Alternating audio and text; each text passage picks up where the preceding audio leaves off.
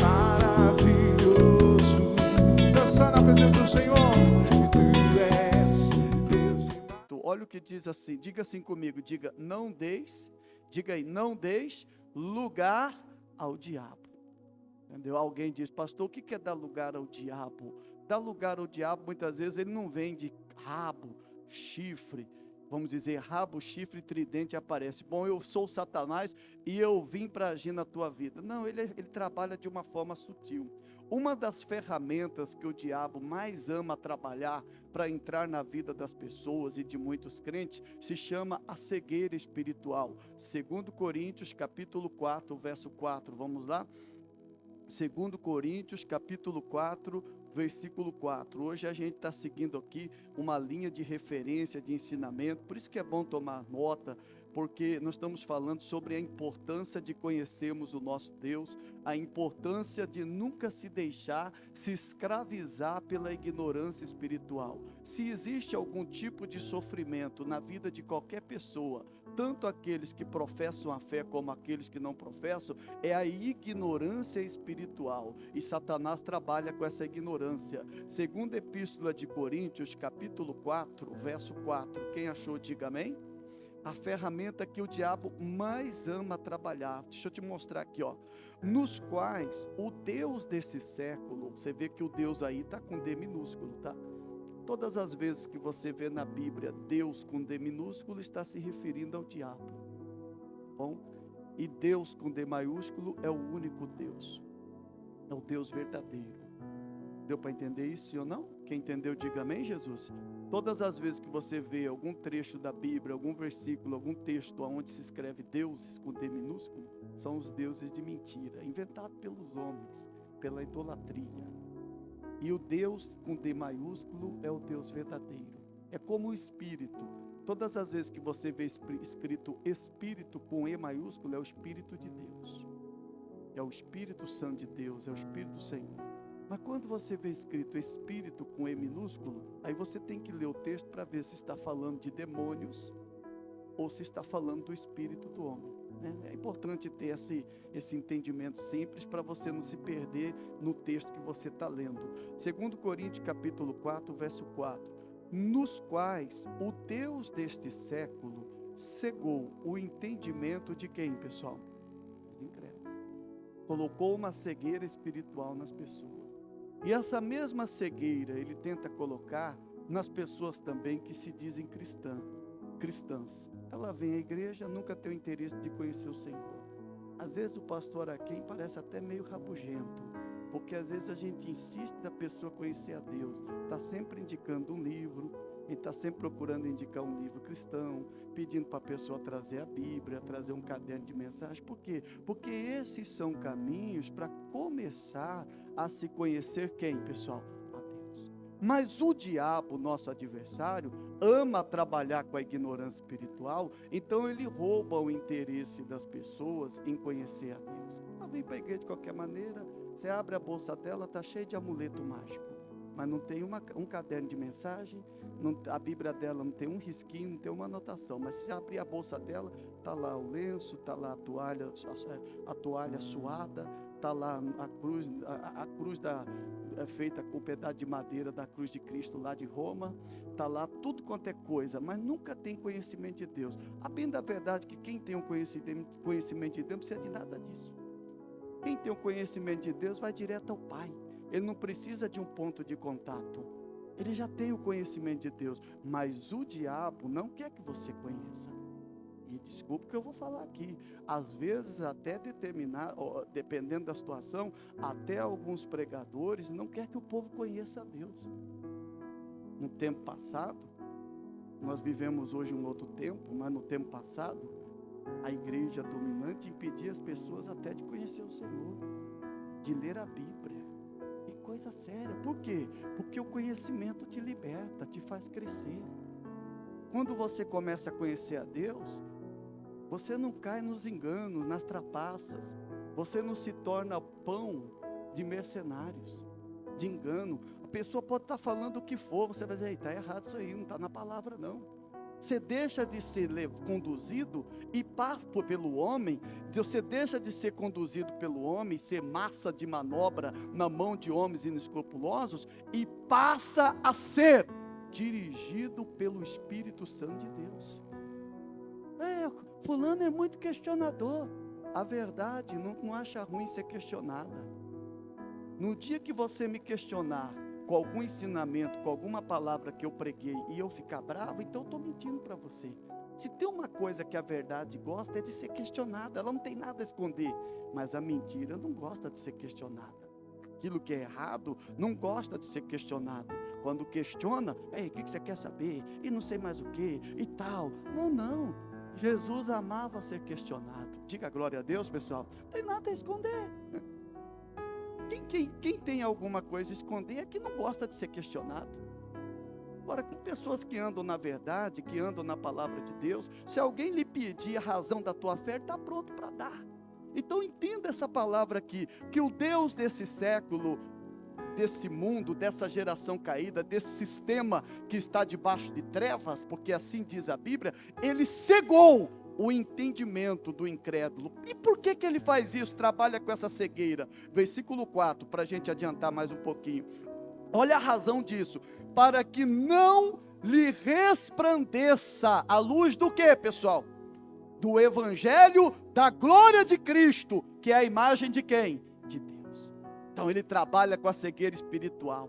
Não deixa a pessoa conhecer. Você vai falar de Deus para ela, ela não entende. Tenta explicar o Evangelho para alguém que ainda está cego. Só por uma obra do Espírito Santo, para que a cegueira lhe caia da mente. Como aconteceu com Saulo. Estava totalmente cego, mas Deus tirou a cegueira dele. Deus o libertou daquela cegueira. Os olhos dele foram abertos e ele viu o Senhor Jesus. Oremos.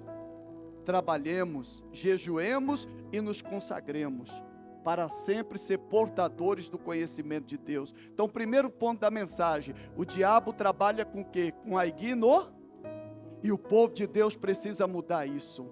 Que Deus desperte no seu interior uma sede, uma vontade de conhecer a Deus e a palavra dele. Por quê? Olha o que diz aqui Oséias capítulo 4, versículo 6. Por que muitos são destruídos? Oséias 4, 6, é um texto também conhecido. Vai para o livro de Oséias capítulo 4, versículo 6. Olha o que diz aqui no texto de Oséias 4, 6. Por que tem pessoas que são destruídas? E às vezes até de Deus. E principalmente, texto de Oséias capítulo 4, versículo 6. Destruído mesmo, pessoal. Põe destruído nisso. Todas as áreas da vida da pessoa passa a ser destruída. Por quê? Oséias 4, 6. Quem achou, diga amém.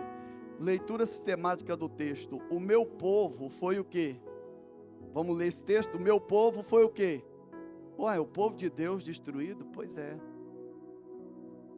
Não é porque você tem um selo de Deus que você está conservado. É de Deus. Passou pelas águas, se arrependeu, mas parou no tempo.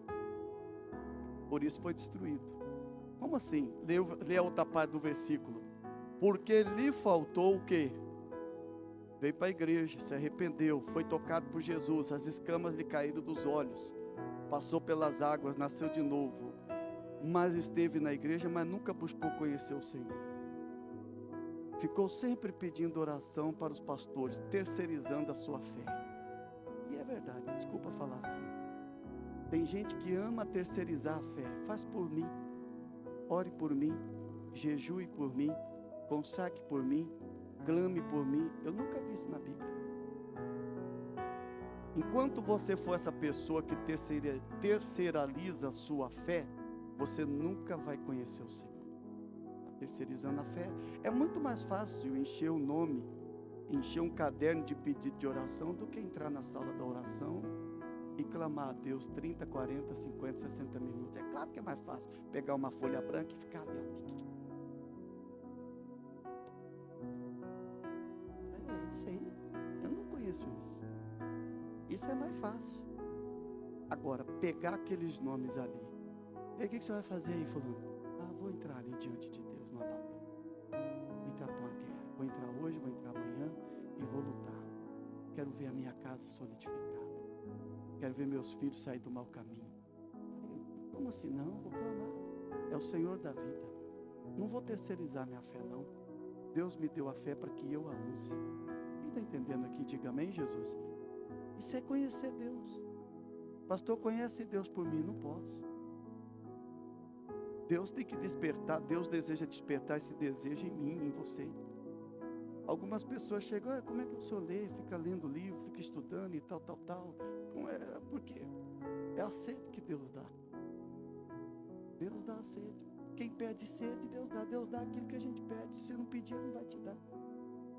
E às vezes vale a pena, e às vezes não. E é bem melhor que você seja sincero. Eu não tenho sede, não. Eu só pego na Bíblia, pastor, para vir na igreja domingo. E olha lá, tem casos que eu nem Bíblia eu trago mais. Eu venho ouvir. Né? E por que está sendo destruído? O texto está dizendo.